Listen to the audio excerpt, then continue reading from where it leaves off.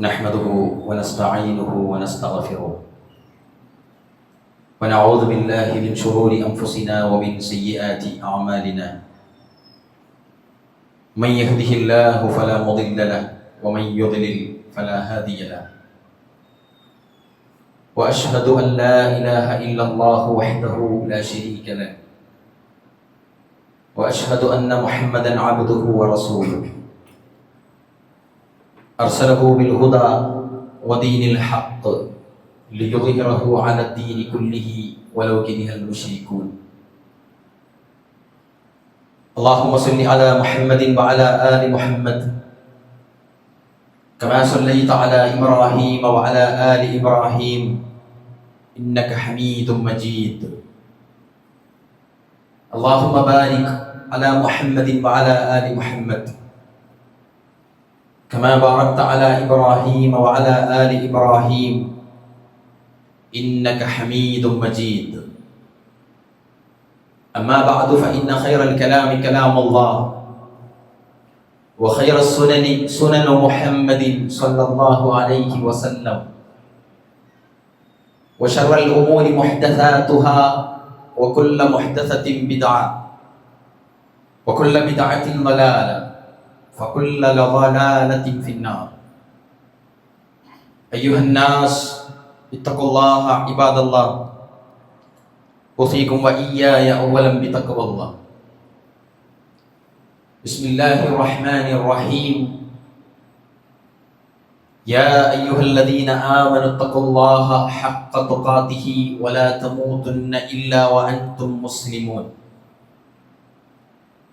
يا أيها الذين آمنوا اتقوا الله وقولوا قولا سديدا يصلح لكم أعمالكم ويغفر لكم ذنوبكم ومن يطع الله ورسوله فقد فاز فوزا عظيما.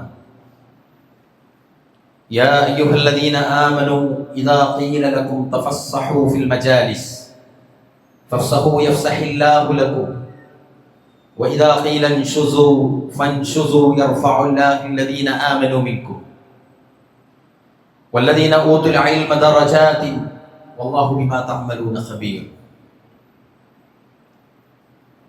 ഏറെ ആദരണീയരായ സത്യവിശ്വാസികളെ, വിശ്വാസിനികളെ, പരമകാരുണികനും പ്രപഞ്ചനിയന്താവുമായ നമ്മുടെ റബ്ബിനെ അനുസരിച്ചും ആരാധിച്ചും ജീവിക്കുവാനും അവനെ വച്ച പ്രവാചകൻ മുഹമ്മദ് മുസ്തഫ സ്വല്ലല്ലാഹു അലൈഹി വസല്ലമയുടെ ചര്യകളെ പരമാവധി മുറുകെ പിടിക്കാനും എന്നോടും നിങ്ങളോടും വളരെ ആത്മാർത്ഥമായി ഉണർത്തുകയാണ്, വസിയത്ത് നൽകുകയാണ്.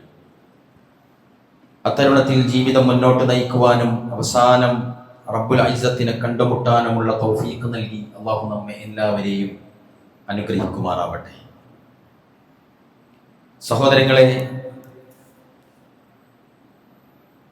ഹിജ്റ 6-ാമത്തെ വർഷം നബി സല്ലല്ലാഹു അലൈഹി വസല്ലം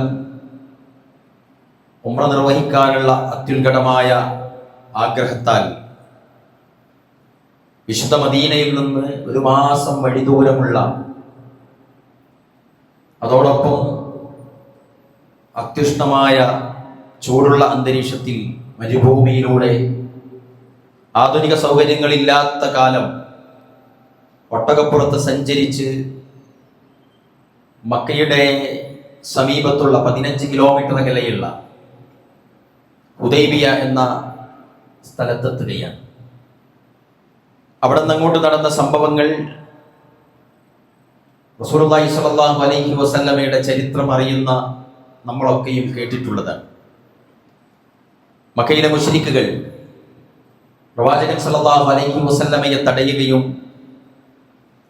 അങ്ങനെ സന്ധി സംഭാഷണങ്ങൾക്കുള്ള ഒരുക്കങ്ങൾ നടക്കുകയും ഉസ്മാൻ ഇബ്നു അഫ്ഫാൻ റളിയല്ലാഹു അൻഹുവിനെ അതിനുവേണ്ടി അയക്കുകയും പ്രവാചകൻ സല്ലല്ലാഹു അലൈഹി വസല്ലം അയച്ചിരിക്കുന്ന ഉസ്മാൻ ഇബ്നു അഫ്ഫാൻ മരണപ്പെട്ടിരിക്കുന്നു എന്ന കിംവദന്തി മുസ്ലിങ്ങൾക്കിടയിൽ പ്രചരിക്കുകയും പിന്നീട് അല്പം കഴിഞ്ഞ് ഉസ്മാൻ ഇബ്നു അഫ്ഫാൻ റളിയല്ലാഹു അൻഹു തിരിച്ചു വരികയും ചെയ്യും. പക്ഷേ നബി സല്ലല്ലാഹു അലൈഹി വസല്ലമക്കും സംഘത്തിനും ആ പ്രാവശ്യം ഉംറ ചെയ്യാനുള്ള അനുവാദം ലഭിക്കാത്ത അവസ്ഥയുണ്ടാകുകയാണ്. അങ്ങനെ ഒരു സന്ധി അവിടെ വെച്ച് അവർക്കിടയിൽ നടക്കുകയാണ്. ആ സന്ധിയിലെ നിബന്ധനകൾ എഴുതിക്കൊണ്ടിരിക്കുന്നത് അലി ഇബ്നു അബീ ത്വാലിബ് റളിയല്ലാഹു അൻഹു ആണ്. അലി ഇബ്നു അബീ ത്വാലിബ് റളിയല്ലാഹു അൻഹു സന്ധി എഴുതുന്ന കൂട്ടത്തിൽ എഴുതി കതബ അലി ഇബ്നു അബീ ത്വാലിബ് ബൈനഹും കിതാബൻ ഫകതബ മുഹമ്മദുർ റസൂലുള്ളാഹ് സ്വല്ലല്ലാഹു അലൈഹി വസല്ലം. അലി റളിയല്ലാഹു അൻഹു സന്ധി എഴുതുമ്പോൾ അല്ലാഹുവിന്റെ റസൂൽ സ്വല്ലല്ലാഹു അലൈഹി വസല്ലമയുടെ അതോടൊപ്പം മുശ്രിക്കുകളുടെയും സന്ധി എന്നെഴുതിയപ്പോൾ മുശ്രിക്കുകൾ പറഞ്ഞു ലാ തക്തുബ്, അങ്ങനെ എഴുതാൻ പറ്റില്ല. ലാ തക്തുബ് മുഹമ്മദുർ റസൂലുള്ളാഹ്, മുഹമ്മദ് അല്ലാഹുവിന്റെ ദൂതനാണെന്ന് എഴുതാൻ പറ്റില്ല. ലൗ കുൻതു റസൂലൻ ലം നുകാദിലുക, അല്ലാഹുവിന്റെ റസൂലായ മുഹമ്മദ് എന്ന് എഴുതാൻ പാടില്ല. കാരണം താങ്കൾ അല്ലാഹുവിന്റെ റസൂലാണെന്ന് അംഗീകരിക്കുകയാണെങ്കിൽ ഈ വക പ്രശ്നങ്ങളൊന്നും ഇവിടെ ഉദിക്കാനില്ല. ഇത് കേട്ടപാട് റസൂലുള്ളാഹി സ്വല്ലല്ലാഹു അലൈഹി വസല്ലം അലിയാർ തങ്ങളോട് പറഞ്ഞു, അലിയെ അത് മയച്ചുകളാം. പക്ഷെ അലി റളിയല്ലാഹു അൻഹു പറഞ്ഞു, മാ അന ബില്ലദി യംഹ, അല്ലാഹുവിന്റെ റസൂലെ എൻ്റെ കൈ കൊണ്ട് മുഹമ്മദുർ റസൂലുള്ളാഹി എന്ന് എഴുതിയത് മയക്കാൻ ഞാൻ റെഡിയല്ല പ്രവാചകരെ. അല്ലാഹുവിന്റെ റസൂൽ എന്ന പദം അദ്ദേഹത്തിന്റെ പേരിന് നേരെ പ്രത്യേകതയാക്കി എഴുതിയ പദം തന്റെ കൈകൾ കൊണ്ട് മയക്കാൻ അലിയാർ തങ്ങൾ സമ്മതിച്ചില്ല. ഫമഹഖു റസൂലുള്ളാഹി സ്വല്ലല്ലാഹു അലൈഹി വസല്ലം. ഇങ്ങനെ പ്രവാചകനാണ് ആ ഒരു വരി വെട്ടിമാറ്റുന്നത്. ഫസ്വാലഹു, എന്നിട്ടവർ സുൽഹിലേർപ്പെടുകയാണ്. കഠിനമായ വൈരം നിന്നിരുന്ന മുശ്രിക്കുകൾ ആ സന്ദർഭത്തിൽ ഒരു സന്ധി വരിക എന്നത് വളരെ പ്രാധാന്യമുള്ളതായിരുന്നു. ആ സന്ദർഭത്തിൽ ആ സന്ധിക്ക് വിഘാതം സൃഷ്ടിക്കുന്ന ഒന്നും വരരുത് എന്ന ശ്രദ്ധ റസൂലുള്ളാഹി സ്വല്ലല്ലാഹു അലൈഹി വസല്ലമക്ക് ഉണ്ടായിരുന്നു. പരസ്പരം വൈരം കാണിക്കാതെ പരമാവധി സഹകരിക്കാൻ അല്ലാഹുവിന്റെ റസൂൽ സ്വല്ലല്ലാഹു അലൈഹി വസല്ലം ശ്രദ്ധിച്ചു. കൂടെ അലിയാർ തങ്ങളും കൂട്ടരുമുണ്ട് എന്നത് റസൂൽ നോക്കിയിട്ടില്ല. ഒരവസരത്തിൽ കഅബ് ഇബ്നു മാലിക് റിപ്പോർട്ട് ചെയ്യുന്നുണ്ട്, ഇബ്നു ഹദ്റത്തിൽ നിന്ന് കഅബ് ഇബ്നു മാലിക്കിൽ നിന്ന് റസൂലുള്ളാഹി സ്വല്ലല്ലാഹു അലൈഹി വസല്ലമയുടെ കാലത്താണ് കുറച്ച് കടം വാങ്ങിയിരുന്നു. അങ്ങനെ ആ കടം നബി സല്ലല്ലാഹു അലൈഹി വസല്ലമയുടെ കാലത്ത് പള്ളിയിൽ വെച്ച് കഅബ് ഇബ്നു മാലിക് അത് തിരിച്ചു ചോദിക്കുന്ന ഒരു സന്ദർഭമുണ്ടായി. അങ്ങനെ ഫറഫഅതു അസ്വാതഹുമാ ഹത്താ സമിഅഹാ റസൂലുള്ളാഹി സ്വല്ലല്ലാഹു അലൈഹി വസല്ലം വഹുവ ഫീ ബൈതിഹി. പ്രവാചകൻ തന്റെ വീട്ടിലിരിക്കുന്ന സമയത്ത് ഇവർ രണ്ടുപേരും തമ്മിലുള്ള സംസാരം ശബ്ദമുയർന്ന് പ്രവാചകന്റെ ചെവിയിലേക്ക് എത്തുകയാണ്. ഫഖറജ റസൂലുള്ളാഹി സ്വല്ലല്ലാഹു അലൈഹി വസല്ലം ഇലൈഹിമാ ഹത്താ കശഫ സജ്വ ഹുജ്റതി. നബി സല്ലല്ലാഹു അലൈഹി വസല്ലം തന്റെ വീട്ടിന്റെ കർട്ടൻ ഉയർത്തി പുറത്തേക്ക് വന്ന് കഅബിനെ വിളിച്ചു. എന്നിട്ട് പറഞ്ഞു, ഫഖാല യാ കഅബ്, കഅബേ. പ്രവാചകൻ പറഞ്ഞു, പ്രവാചകൻ വിളിച്ചപ്പോൾ ലബ്ബൈക യാ റസൂലല്ലാഹ്, ഞാൻ വിളി കേട്ടിരിക്കുന്നു എന്ന് പറഞ്ഞ് കഅബ് വന്നു. റസൂലുള്ളാഹി സ്വല്ലല്ലാഹു അലൈഹി വസല്ലം പറഞ്ഞു, ആ കടത്തിന്റെ പകുതി നീ ഒന്ന് അഡ്ജസ്റ്റ് ചെയ്തു കൊടുക്കുക, എന്നിട്ട് നിങ്ങളുടെ പ്രശ്നങ്ങൾ തീർക്കുക. കഅബ് ഇബ്നു മാലിക് റളിയല്ലാഹു അൻഹു അതിന് റെഡിയായി. എന്നിട്ട് കടം കൊടുക്കാനുള്ളവരോട് റസൂലുള്ളാഹി സ്വല്ലല്ലാഹു അലൈഹി വസല്ലം പറഞ്ഞു, ബാക്കിയുള്ളത് നിങ്ങൾ പെട്ടെന്ന് വീട്ടി കൊടുക്കണം, അതാണ് നിന്റെ ബാധ്യത എന്ന് പറഞ്ഞു. സാമ്പത്തികമായ വിനിമയത്തിൽ മനുഷ്യന്മാർക്കിടയിൽ ഉണ്ടാകാൻ സാധ്യതയുള്ള, നമുക്കിടയിലൊക്കെയും ഉണ്ടാകാൻ സാധ്യതയുള്ള ഒരു സംഭവവും കൂടിയാണ്. സഹോദരങ്ങളെ, വളരെ പ്രധാനപ്പെട്ട ഈ രണ്ട് സംഭവങ്ങൾ ഞാൻ നിങ്ങളുടെ മുന്നിൽ വച്ചിരിക്കുന്നത്, നമ്മളൊക്കെ ഈ മനുഷ്യരാണല്ലോ. അതുകൊണ്ട് തന്നെ സാമൂഹികമായ അന്തരീക്ഷത്തിലാണ് നമ്മൾ ജീവിക്കുന്നത്, സോഷ്യലായിട്ടാണ് ജീവിക്കുന്നത്. നമുക്കിടയിൽ ഇടപാടുകളും അഭിപ്രായാന്തരങ്ങളും ഇതുപോലെയുള്ള ഏതെങ്കിലും നിലക്കുള്ള ഡീലുകളും നമ്മുടെ ജീവിതത്തിൽ സ്വാഭാവികമായി കടന്നു വരും. ആ സമയത്ത് വിഷയങ്ങളെപ്പറ്റി അപഗ്രഥിക്കുന്ന സമയത്ത് അഭിപ്രായാന്തരങ്ങൾ ഉണ്ടാകും, ഭിന്നതകൾ ഉണ്ടാകും. കടം പോലുള്ള ഇടപാടുകൾക്കിടയിൽ വീഴ്ചകളോ പോരായ്മകളോ ഉണ്ടാകും, തെറ്റിദ്ധാരണകൾ നടക്കും. വ്യക്തികൾ തമ്മിലുള്ള സ്നേഹത്തെ അതൊരു പക്ഷേ മുറിവേൽപ്പിക്കും. സാമൂഹികമായ അന്തരീക്ഷത്തിന്റെ സമാധാനം അത് തകർക്കും. കുടുംബത്തിന്റെ ഭദ്രതയും കെട്ടുറപ്പും, ആളുകൾ തമ്മിൽ ശ്രദ്ധിക്കേണ്ടതായ ചില കാര്യങ്ങൾ ആരെങ്കിലും ശ്രദ്ധിക്കാതെ വീഴ്ച വരുത്തിയാൽ അത് കുടുംബത്തിന്റെ അന്തസ്സത്തയെ വരെ ബാധിക്കും. ഓരോരുത്തരും വളർത്തി വലുതാക്കി ഐസത്തോടെ പ്രതാപത്തോടെ കൊണ്ടുവന്ന കുടുംബത്തിന്റെ അഡ്രസ് ചില ആളുകളുടെ ലാഘവത്തോടു കൂടിയുള്ള ഇടപെടൽ കാരണത്താൽ തകർന്നു പോകും. ഇതൊക്കെയും പ്രിയപ്പെട്ടവരെ നമ്മുടെ ജീവിതത്തിൽ നമ്മൾ കണ്ടുകൊണ്ടിരിക്കുന്ന അനുഭവിക്കുന്ന സംഗതികളാണ്. ഇതിൽ ഇത്തരം ഘട്ടങ്ങളിൽ സുൽഹുണ്ടാക്കുക എന്നത് വസിയ്യത്തൻ റബ്ബാനിയ, പടച്ചവന്റെ വസിയ്യത്താണ്. ഇത്തരം സംഗതികൾ നടക്കുമ്പോൾ അത് സോൾവ് ആക്കുക എന്നത് കണ്ടില്ലേ, ഹുദൈബിയയിൽ എല്ലാം വിട്ടുവീഴ്ച ചെയ്തു കൊടുത്തു. അവർ ഒരു കോംപ്രമൈസിലൂടെ നീങ്ങിയിട്ട് കാര്യങ്ങൾ നടത്തുക എന്നത് അതാണ് ബുദ്ധി എന്ന് റസൂലുള്ളാഹി സ്വല്ലല്ലാഹു അലൈഹി വസല്ലമക്ക് അറിയിക്കപ്പെട്ടു. ഏതൊരു പ്രശ്നങ്ങൾക്കിടയിലും അവരതങ്ങനെ ആവട്ടെ, നമ്മളതിൽ തലയിടണ്ട എന്നല്ല, നമ്മൾ എന്തെടുക്കുന്നു അവിടെ എന്ന് പരിശോധിക്കാനായിരിക്കും ഒരു പ്രശ്നം നമ്മുടെ മുന്നിലേക്ക് കടന്നു വരുന്നത്. കാരണം വിശിഷ്യ പ്രിയപ്പെട്ടവരെ, ഇന്നമൽ മുഅ്മിനൂന ഇഖ്വ, മുസ്ലിങ്ങൾ സഹോദരന്മാരാണ്. അൽ മുസ്ലിമു അഖുൽ മുസ്ലിം, ഒരു മുസ്ലിം മറ്റൊരു മുസ്ലിമിന്റെ സഹോദരനാണ്. ലാ യഗ്ലിമുഹു വലാ യഖ്ദുലുഹു വലാ യുഹക്കിറുഹു, അതുകൊണ്ട് തന്നെ അവൻ അപമാനിച്ചുകൂടാ, ആക്രമിക്കപ്പെട്ടുകൂടാ.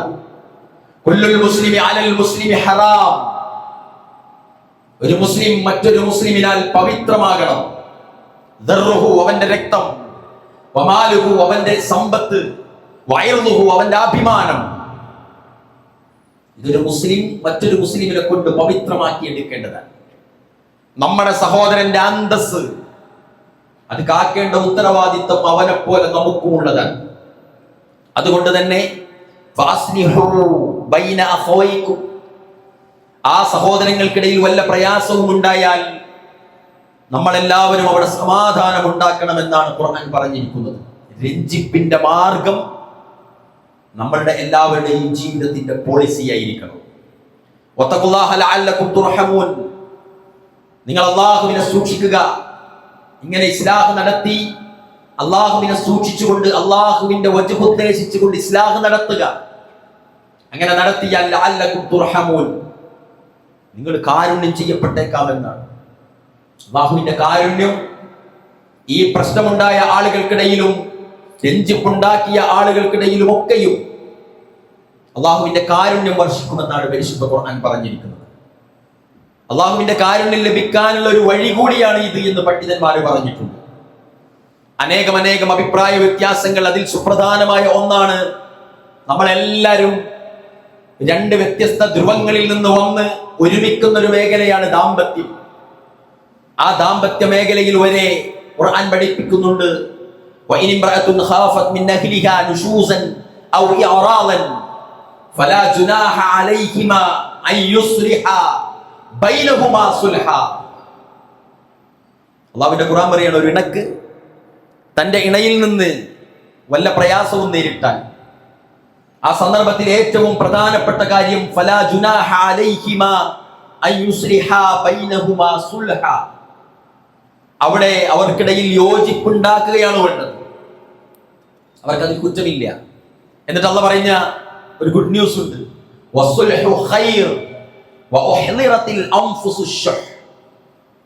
അല്ലാഹു പറയാണ്, രഞ്ജിപ്പിലെത്തുക എന്നതാണ് അതിന് ഏറ്റവും ഉത്തമമായിട്ടുള്ളത്. മനുഷ്യർ ചിന്തിക്കേണ്ട കാര്യമാണ്. പലതരത്തിലുള്ള മാനസികാവസ്ഥയിലായിരിക്കും അവർ, മാനസികമായ ആരോഹണ അവരോഹണ ക്രമത്തിലായിരിക്കും അവന്റെ മനസ്സുണ്ടാകുക. പല സമയത്തും പലതരത്തിലുള്ള ചിന്തകൾ അവനിലേക്ക് കയറി വരും. ഏത് ഘട്ടത്തിലായാലും അവിടെ സുൽഹുണ്ടാക്കൽ ബാക്കിയുള്ള കുടുംബക്കാരുടെ, ഉത്തരവാദിത്തപ്പെട്ടവരുടെ, സുഹൃത്തുക്കളുടെ ബാധ്യതയാണെന്നാണ്. ആ ആയത്തിന്റെ അവസാനം പറയാണ്, സ്വാഭാവികമാണ്, പിശുക്ക് മനസ്സിൽ നിന്ന് വിട്ടുമാറാത്ത രോഗമാണ്. പിശുക്ക് എന്ന് പറഞ്ഞാൽ ഇവിടെ വിട്ടുവീഴ്ച ചെയ്യാനുള്ള ഒരു പിശുക്ക് അവിടെ വരും. ആ പിശുക്കിനെ നമ്മൾ ഉടയ്ക്കണം. അത്തരക്കാർക്ക് അതിന് പിശുക്കായിരിക്കും. അവിടെ മധ്യസ്ഥന്മാർ ബുദ്ധിപൂർവ്വം ഇടപെടണം. റസൂലുള്ളാഹി സ്വല്ലല്ലാഹു അലൈഹി വസല്ലം നമുക്ക് ഓതിത്തന്ന മറ്റൊരായത്തിൽ ലാ ഖൈറ ഫീ കതീരിൻ മിൻ നജ്വാഹും ഇല്ലാ മൻ അമറ ബിസദഖത്തിൻ ഔ മഅറൂഫിൻ ഔ ഇസ്ലാഹിൻ ബൈനൻ നാസ് ലാ ഖൈറ ഫീ കതീരിൻ മിൻ നജ്വാഹും. മിക്ക ഗൂഢ സംഭാഷണങ്ങളിലും രഹസ്യ വർത്തമാനങ്ങളിലും ഒരു ഖൈറുമില്ല, നന്മയുമില്ല, താഴെ പറയുന്നതൊഴികെ. എന്നിട്ട് പറഞ്ഞു ഇല്ലാ മൻ അമറ ബിസദഖത്തിൻ, ധർമ്മം ചെയ്യാൻ വേണ്ടിയുള്ള ചർച്ചയാണെങ്കിൽ, ഔ മഅറൂഫിൻ, നന്മ കൽപ്പിക്കാനുള്ള നല്ല കാര്യത്തിന് വേണ്ടിയാണെങ്കിൽ, ഔ ഇസ്ലാഹിൻ ബൈനൻ നാസ്, ജനങ്ങൾക്കിടയിൽ സുൽഹുണ്ടാക്കാൻ, യോജിപ്പുണ്ടാക്കാനുള്ള സ്വകാര്യ സംഭാഷണമാണെങ്കിൽ പ്രശ്നമില്ല. അതല്ലാത്തതെല്ലാം നന്മയല്ല എന്നാണ് ഖുർആൻ. അങ്ങനെയാണെങ്കിൽ പ്രിയപ്പെട്ടവരെ, നമുക്കൊക്കെയും ഉത്തരവാദിത്തമുണ്ട്. സമൂഹത്തിൽ ജീവിക്കുന്ന നമ്മുടെ കുടുംബത്തിനകത്തും നമ്മുടെ നാട്ടിലും നമ്മുടെ മഹല്ലിലും നമ്മുടെ സമൂഹത്തിലും എല്ലായിടത്തും സംഘർഷഭരിതമായ സങ്കുചിത മനോഭാവത്തിലാണ് ആളുകൾ ജീവിക്കുന്നത്.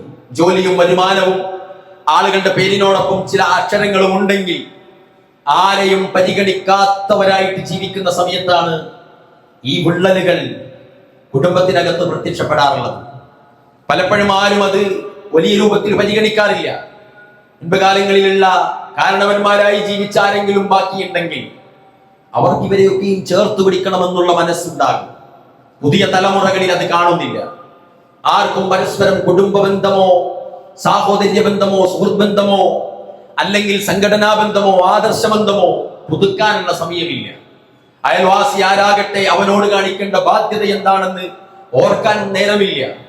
എല്ലാവരും അവരവരുടെ ജീവിതത്തിലേക്ക് ഒതുങ്ങി ജീവിതം കമ്പാർട്ട്മെന്റ് വൽക്കരിക്കപ്പെട്ട ഒരു കാലത്താണ് നമ്മളെല്ലാവരും ജീവിക്കുന്നത്. അതുകൊണ്ട് തന്നെ സ്വാഭാവികമാണ് മനുഷ്യർക്കിടയിൽ തർക്കമുണ്ടാകാനുള്ള സാധ്യത കൂടുതലാണ്. അയൽവാസിയുമായിട്ടൊരു രമ്യതയിലെത്താൻ, കോംപ്രമൈസ് ചെയ്യാൻ ഗൃഹനാഥന് സാധിക്കുന്നില്ല. ഗൃഹനാഥന് സാധിച്ചാൽ അവരിരുവരുടെയും മക്കൾക്കത് സാധ്യമാകുന്നില്ല. ആർക്കും ആരും വേണ്ട എന്ന നിലക്കും ആർക്കും ആരുടെയും സേവ ആവശ്യമില്ല എന്ന നിലക്കും ഒരുപാട് ആളുകളുമായി തെറ്റി നിന്നുകൊണ്ടാണ് മനുഷ്യന്റെ ജീവിതം മുന്നോട്ട് പോയിക്കൊണ്ടിരിക്കുന്നത്. ഇതെവിടെയും ബാധിക്കുന്നില്ല എന്നാണ് ആളുകളുടെ വിചാരം. അവനവന്റെ ഇബാദത്തിനെ ബാധിക്കുന്നുണ്ടത്, അവനവന്റെ ഖബറിനെ ബാധിക്കുന്നുണ്ടത്, അവനവന്റെ അമലുകൾ ആകാശലോകത്തേക്ക് ഉയർത്തപ്പെടുന്നതിനെ ബാധിക്കുന്നുണ്ട്, ഖബറിൽ ബാധിക്കുന്നുണ്ട്, പരലോകത്ത് ബാധിക്കുന്നുണ്ട്, സ്വർഗപ്രവേശനത്തിന് വരെ ഇത് കാരണമാകുന്നുണ്ട് എന്നതാണ് വാസ്തവം. അതുകൊണ്ട് തീർച്ചയായും നമ്മെയും നമ്മുടെ സമുദായത്തെയും ആ സമുദായത്തിന്റെ കെട്ടുറപ്പിനെയും തകർക്കാൻ ഉതകുന്ന ഇത്തരം സംഭവങ്ങൾ നമുക്കിടയിൽ വരാതിരിക്കാൻ നമ്മൾ ശ്രദ്ധിക്കണം. ഏഷണയും പരദൂഷണവും അതിന്റെ കാരണമാണ്. കഴിഞ്ഞ ഖുതുബകളിൽ നമ്മൾ കേട്ടിട്ടുണ്ടത്. അതുപോലെ തന്നെ ഊഹം അതിന് കാരണമാണ്. നിരപരാധികളെ കുറ്റവാളികളാക്കൽ കാരണമാണ്. മനുഷ്യന്റെ സ്വകാര്യതയെ, ന്യൂനതകളെ മറച്ചു പിടിക്കുന്നതിന് പകരം പരസ്യമാക്കൽ അത് കാരണമാണ്. അതുപോലെ തന്നെ ചെറിയ വിഷയങ്ങൾ വലുതാക്കി പർവ്വതീകരിച്ച് സംസാരിക്കുന്നത് അതിനൊരു കാരണമാണ്. വിട്ടുവീഴ്ചയില്ലാതെ നടപടിയെടുക്കുന്നത് അതിനൊരു കാരണമാണ്. സ്വകാര്യമാക്കാതെ അതിനെ പരസ്യമാക്കുന്നത് അതൊരു കാരണമാണ്. അങ്ങനെ എല്ലായിടത്തും ആളുകൾ തമ്മിലുള്ള ഭിന്നിപ്പ് വർദ്ധിച്ചു കൊണ്ടിരിക്കുന്ന ഒരു കാലത്താണല്ലോ നമ്മൾ ജീവിക്കുന്നത്. പ്രിയപ്പെട്ടവരെ, നമ്മളുടെ ലക്ഷ്യം ഈ സ്ഥാപനവും ഈ അള്ളാഹുവിന്റെ ഭവനവും ഇവിടുത്തെ സംവിധാനങ്ങളും ഒക്കെയും അതിനുവേണ്ടി ഉണർന്നു പ്രവർത്തിക്കേണ്ടതുണ്ട്. നാട്ടിലെ ഏത് പ്രശ്നം വന്നാലും ഇടപെടാൻ പറ്റിയ എല്ലാറ്റിലേക്കും തലയിടാൻ സത്യവിശ്വാസികൾക്ക് ഉത്തരവാദിത്തമുണ്ടെന്നാണ്. എല്ലായിടത്തും പ്രശ്നങ്ങളാണ്. അയൽവാസിയും തമ്മിൽ പ്രശ്നങ്ങളാണ്. ഭാര്യമാരെ ഭർത്താക്കന്മാരിൽ നിന്ന് അകറ്റുകയാണ്. ഒന്നിച്ച് ജോലി ചെയ്യുന്ന പാർട്ട്ണർമാർ രണ്ടാവുകയാണ്. ഒരേ ബാപ്പാന്റെ മക്കളെ തമ്മിലടിപ്പിക്കുകയാണ്. അങ്ങനെ മുട്ടനാടിനെയും തമ്മിൽ കൂട്ടിയിടിപ്പിച്ച് അതിന്റെ ചോര കുടിക്കുന്നത് പോലെ ആളുകൾക്ക് ഇതെല്ലാം ഹരമാണ്. നമ്മളൊക്കെയും അതിൽ പ്രതികളോ അല്ലെങ്കിൽ ഇതിന്റെ പരിഹാരക്കാരോ ഏതെങ്കിലും ഒരു റോളിൽ സമൂഹത്തിൽ ജീവിച്ചു കൊണ്ടിരിക്കുന്നവരാണ്. ഒരു പ്രശ്നം ഉയർന്നു വന്നാൽ രണ്ട് ചേരികളാകുന്നതിന് പകരം, ഉന്നതന്റെ കൂടെ നിൽക്കുന്നതിന് പകരം സത്യസന്ധമായ രൂപത്തിൽ നീതിതുല്യമായി വർത്തിക്കുകയും വിട്ടുവീഴ്ചയ്ക്ക് വേണ്ടി രണ്ടു കൂട്ടരെയും ഉപദേശിക്കുകയും തെറ്റാരുടെ എടുക്കലാണെങ്കിലും ശരി അവന് വിട്ടുവീഴ്ചയോടുകൂടിയുള്ള ഒരു സഹകരണ മനോഭാവത്തിൽ പ്രശ്നം തീർക്കുകയും ഒരാളെയും സമൂഹത്തിൽ ഇടിച്ചു താഴ്ത്താതെ ഒരാൾക്ക് വേണ്ടിയും അനാവശ്യമായി തർക്കം നടത്താതെ വലാ തുജാദിൽ അനിൽ ലദീന യഖ്താനൂന അൻഫുസഹും, ഖുർആൻ പറയുന്നുണ്ട്, സ്വന്തത്തിനോട് അക്രമം കാണിച്ച ആളുകൾക്ക് വേണ്ടി തർക്കിക്കരുത് നബിയെ. ചിന്തിച്ചു. എല്ലാം പരിശുദ്ധ ഖുർആൻ പറഞ്ഞിട്ടുണ്ട്. ഇനിയോ ന്യായാധിപന്റെ മുന്നിൽ സത്യം തുറന്നു പറയാൻ ഏത് വലിയ മഹാനാണെങ്കിലും താങ്കളുടെ അടുത്താണ് ചെറിയ പോരായ്മ പറ്റിയിട്ടുള്ളത്, നമുക്കത് പരിഹരിക്കണം എന്ന് പറയാൻ നമുക്ക് കഴിയണം. പ്രിയപ്പെട്ടവരെ, അഫ്ദലുൽ ജിഹാദി കലിമത്തു ഹഖ്ഖിൻ ഇൻദ സുൽത്താനിൻ ജായിസ് എന്നാണ് പരിശുദ്ധ ഖുർആൻ റസൂലുള്ളാഹി സ്വല്ലല്ലാഹു അലൈഹി വസല്ലം പറഞ്ഞത്. എന്താണ്? ന്യായാധിപന്റെ മുന്നിൽ സത്യം തുറന്നു പറയാൻ, നീതീകരിക്കാൻ സാധിക്കുക എന്നതൊരു വലിയ ധർമ്മസമരമാണ്. അതുകൊണ്ട് റസൂലുള്ളാഹി സ്വല്ലല്ലാഹു അലൈഹി വസല്ലം അവിടെയൊക്കെയും നമുക്ക് ഒരുപാട് ആയത്തുകളും ഹദീസും പഠിപ്പിച്ചു തന്നിട്ടുണ്ട്. അല്ലദീന യഖൂലൂന അഹ്ദല്ലാഹ് മിൻ ബഅദി മീസാഖിഹി വയഖ്തഊന മാ അമറല്ലാഹു ബിഹി അൻ യൂസല വയുഫ്സിദൂന ഫിൽ അർദ്. അല്ലാഹുവിനോടുള്ള കരാറ് ഉറപ്പിച്ചതിന് ശേഷം ലംഘിക്കുകയും തമ്മിൽ ചേർക്കണമെന്ന് അല്ലാഹു കൽപ്പിച്ച ബന്ധങ്ങളെ ഭിന്നിപ്പിക്കുകയും ചെയ്യുന്നവർ. ഖുർആൻ വല്ലാത്ത പ്രയോഗമാണ് അവിടെ പറഞ്ഞത്. ഉലൈക ഹുമുൽ ഖാസിറൂൻ.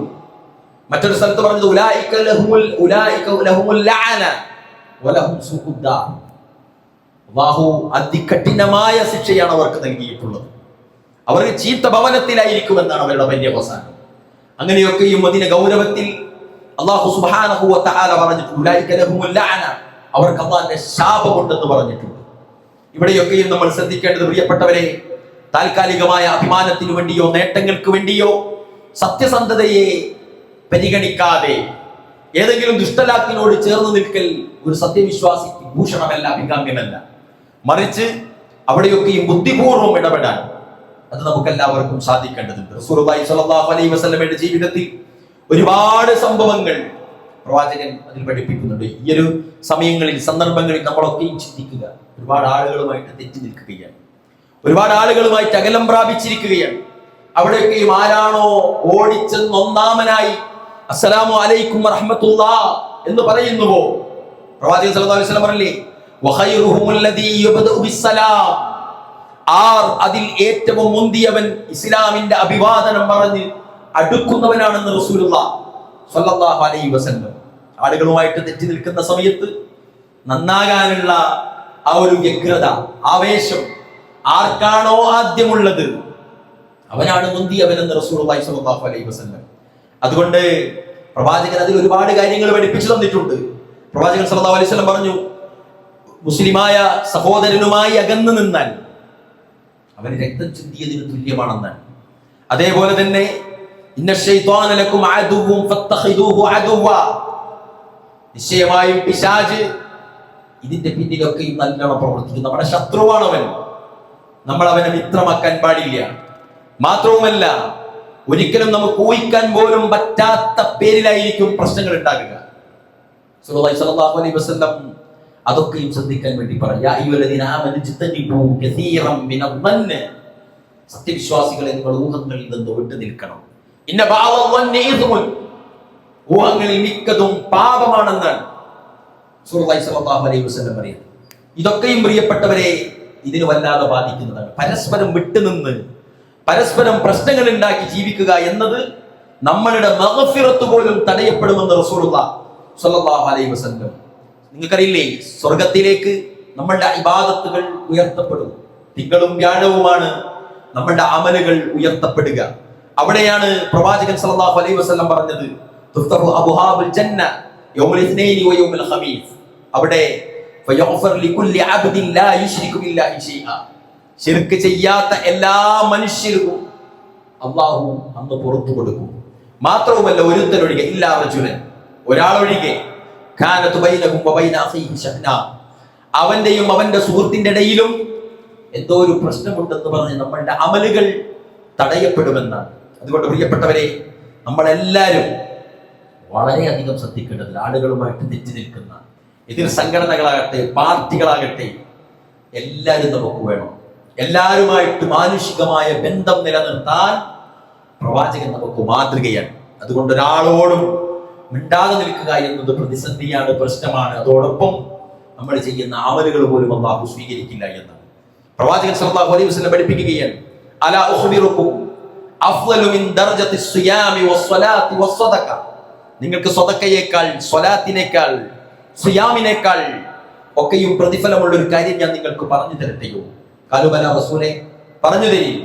പ്രവാചകൻ പറയാണ് ഇസ്ലാഹു ദാത്തുൽ ബൈൻ, ഭിന്നിച്ചു നിൽക്കുന്ന രണ്ടാളുകൾക്കിടയിൽ രഞ്ജിപ്പുണ്ടാക്കുക എന്നത് വമ്പിച്ച പ്രതിഫലമുള്ളതാണെന്ന് റസൂലുള്ളാഹി സ്വല്ലല്ലാഹു അലൈഹി വസല്ലം. പ്രവാചകൻ സ്വല്ലല്ലാഹു അലൈഹി വസല്ലം മദീനത്തേക്ക് വരുന്ന ഘട്ടത്തിൽ ബനു അംർ ഇബ്നു ഔഫ് ഗോത്രം അവർ പരസ്പരം ഭിന്നിച്ചു നിൽക്കുകയായിരുന്നു.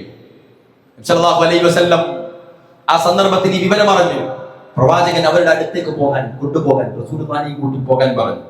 അങ്ങനെ ഇദ്ഹബൂ ബിനാ നുസ്ലിഹു ബൈനഹു, ജനങ്ങളോട് തിരുമേനി പറഞ്ഞു, എന്നെയും കൊണ്ട് നിങ്ങൾ അങ്ങോട്ട് പോകുക, നമുക്ക് അവർക്കിടയിൽ സുൽഹ് നടത്തണം. അല്ലാഹുവിന്റെ റസൂല് ആ ഗോത്രത്തലവന്മാരെ വിളിച്ചിരുത്തി അവർക്കിടയിലുള്ള സുൽഹ് നിർമ്മിച്ചു. എത്രയെന്നറിയുമോ? ചരിത്രം പറയുകയാണ്, ഹദീസുകളിൽ നമുക്ക് കാണാൻ സാധിക്കും. ആ രണ്ട് ഗോത്രത്തലവന്മാരെ ഇരുത്തി ആ രണ്ട് ഗോത്രങ്ങൾ തമ്മിലുള്ള പ്രശ്നങ്ങൾ പരിഹരിക്കാനുള്ള സുൽഹിന്റെ ചരിത്രം, ആ ഒരു ഇരുത്തം അതിങ്ങനെ നീണ്ടു പോയി. ആ കാരണമായി നബി സല്ലല്ലാഹു അലൈഹി വസല്ലമക്ക് ഒരു നമസ്കാരത്തിന്റെ ജമാഅത്ത് പോലും സമയം തെറ്റിയെന്ന്. സുബ്ഹാനല്ലാഹ്. എന്ന് പറഞ്ഞാൽ ആളുകൾക്കിടയിൽ രണ്ട് പ്രശ്നങ്ങൾ പരിഹരിക്കാൻ, പ്രിയപ്പെട്ടവരെ, അതിന്റെ പ്രാധാന്യമാണ് നമുക്കിവിടെ പറഞ്ഞു തരുന്നത്. ഇമാം ഷാഫിഈ റഹിമഹുല്ലാഹും ഇമാം അഹ്മദ് ബിൻ ഹംബൽ റഹിമഹുല്ലാഹും വളരെ കൃത്യമായി സ്വതക്കയെ പറ്റി പറഞ്ഞിരിക്കുന്ന ആയത്തിനെ വിശദീകരിച്ചുകൊണ്ട് പറഞ്ഞിട്ടുണ്ട്. ഇന്നമസ് സ്വദഖാതു ലിൽ ഫുഖറാഇ വൽ മസാകിന വൽ ആമിലീന അലൈഹാ വൽ മുഅല്ലഫതി ഖുലൂബുഹും വഫിർ റിഖാബി വൽ ഗാരിമീന വഫി സബീലില്ലാഹി വബിനിസ് സബീൽ എന്ന് പറഞ്ഞ ഇമാം ഖുർതുബി അദ്ദേഹത്തിന്റെ തഫ്സീറിൽ രേഖപ്പെടുത്തുന്നുണ്ട്. വൽ ആരിമീൻ എന്ന് പറഞ്ഞ കടം കൊണ്ട് ബുദ്ധിമുട്ടുന്നവർ എന്ന് പറയുന്നതിൽ അവർ മാത്രമല്ല, അവർ പറയുകയാണ്, ഒരു സുൽഹിന് വേണ്ടി ഒരുങ്ങുന്ന ആൾക്ക് ആ സുൽഹിൽപ്പെട്ട ഒരാളുടെ പ്രശ്നം തീർക്കാൻ ഇനിയൊരു പണമാണ് ആവശ്യമെങ്കിൽ ഈ പറഞ്ഞ വിഭാഗത്തിൽ നിന്ന് അതിലേക്ക് പണം ഉപയോഗപ്പെടുത്താം എന്നുവരെ ചരിത്രങ്ങളിൽ നമുക്ക് കാണാൻ സാധിക്കും. അതുകൊണ്ട് പ്രിയപ്പെട്ടവരെ, ബൈത്തുൽ മാലിലെ പണം അതിനു വേണ്ടിയിട്ട് വരെ ശരീഅത്ത് അനുവദിച്ചിട്ടുണ്ടെങ്കിൽ ഒരാൾക്കിടയിൽ രണ്ടാളുകൾക്കിടയിലുള്ള പ്രശ്നം പരിഹരിക്കാൻ നമ്മളുടെ റോൾ എത്രയാണെന്ന് നമുക്ക് മനസ്സിലാക്കിയാൽ മതി. അല്ലാഹു സുബ്ഹാനഹു വ തആല സ്നേഹബന്ധങ്ങൾ പുലർത്തി സ്നേഹവും സഹവർത്തിത്വവും വിട്ടുവീഴ്ചയുമുള്ള നല്ലൊരു കുടുംബമാക്കി സമൂഹമാക്കി നമുക്ക് മാറാനുള്ള തൗഫീഖ് അല്ലാഹു നൽകി അനുഗ്രഹിക്കുമാറാവട്ടെ.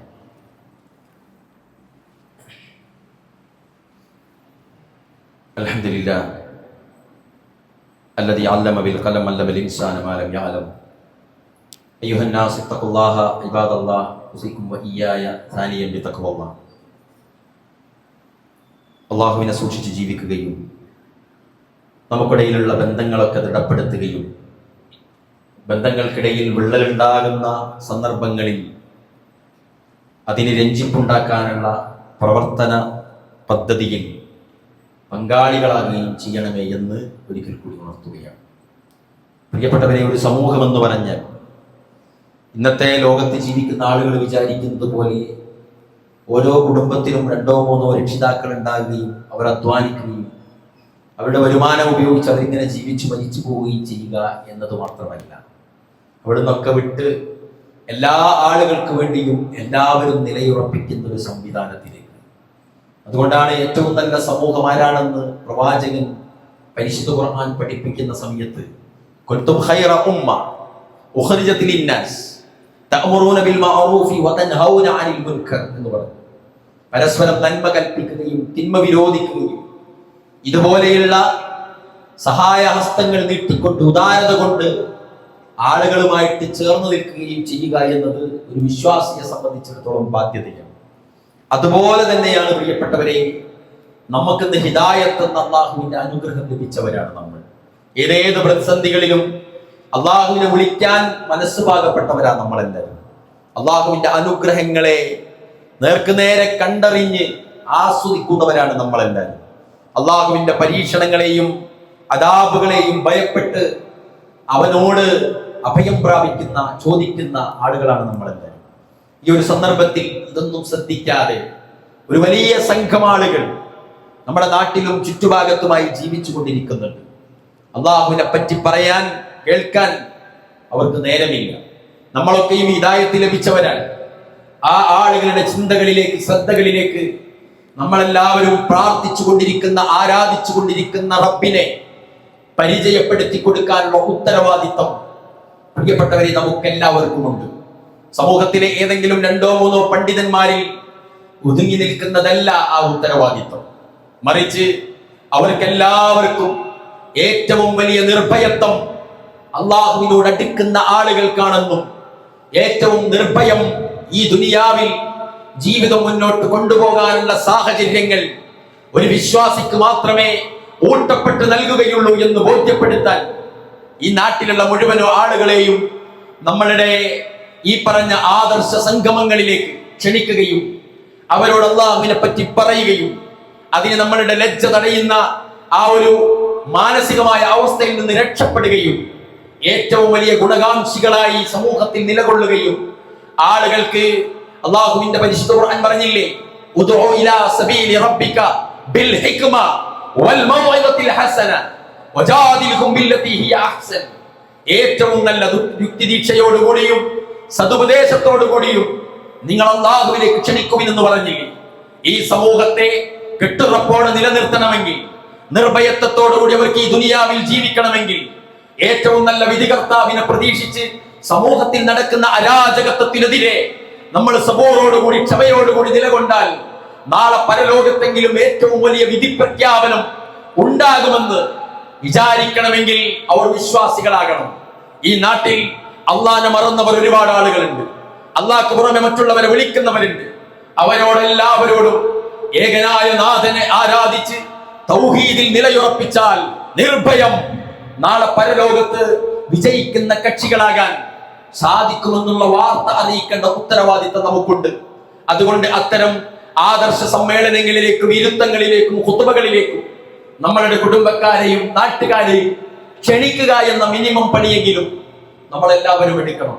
അല്ലാഹു സുബ്ഹാനഹു വ തആല ഈ സമൂഹത്തിൽ നന്മ ചെയ്യുന്ന നല്ല പ്രവർത്തകരായി അല്ലാഹു നമ്മെ എല്ലാവരെയും മാറ്റുമാറാവട്ടെ. എല്ലാ വിധത്തിലുമുള്ള പരീക്ഷണങ്ങളിൽ നിന്ന് അല്ലാഹു സുബ്ഹാനഹു വ തആല നമ്മെ എല്ലാവരെയും കാത്തുരക്ഷിക്കുമാറാവട്ടെ.